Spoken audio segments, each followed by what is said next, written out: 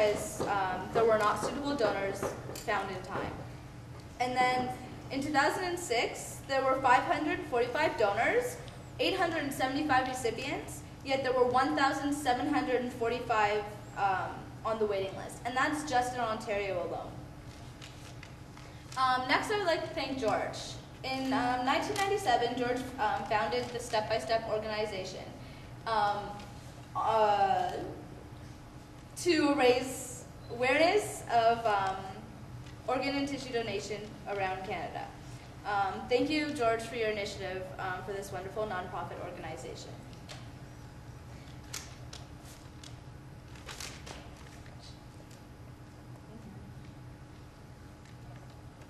So, just thinking about it, how would you feel if your father, your mother, your sister, or even your parents' friend, like Erica, you found out that they needed an organ donation, or that they were going to die because their organs couldn't support them? That's how I felt when Erica told me that her father was on the waiting list. I didn't know what to do, but when I heard Mr. McIntyre's announcement in October sometime, I knew that's what I could do. And that's why I'm up here today.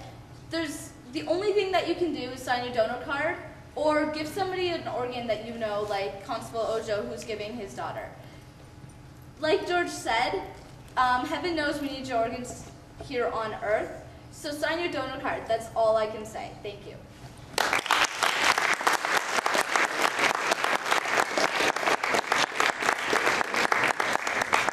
Thank you, Amber.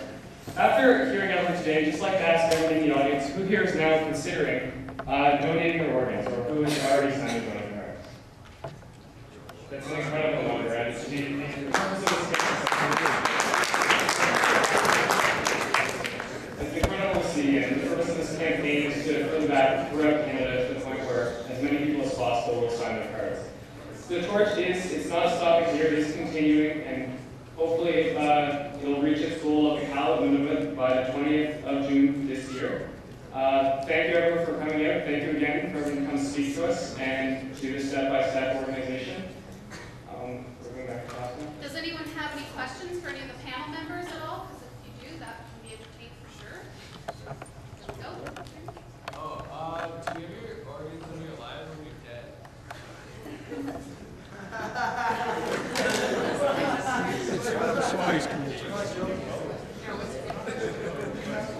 The question was, you give your organs while you're alive and when you're dead. The fact is you can do both. The fact is that there is such a thing as a living donor, and Constable Ojo is in fact in the process of doing exactly that for his daughter. We have people here in Newmarket and in York region who have done that just within the last couple of weeks to save a friend's life. There is also an opportunity to donate your organ when you die. And things happen. You know, the tragedy in Brunswick, 8 young people lost their lives in an accident they were expecting to be in class today. They had a terrible tragedy. Now here's what can happen.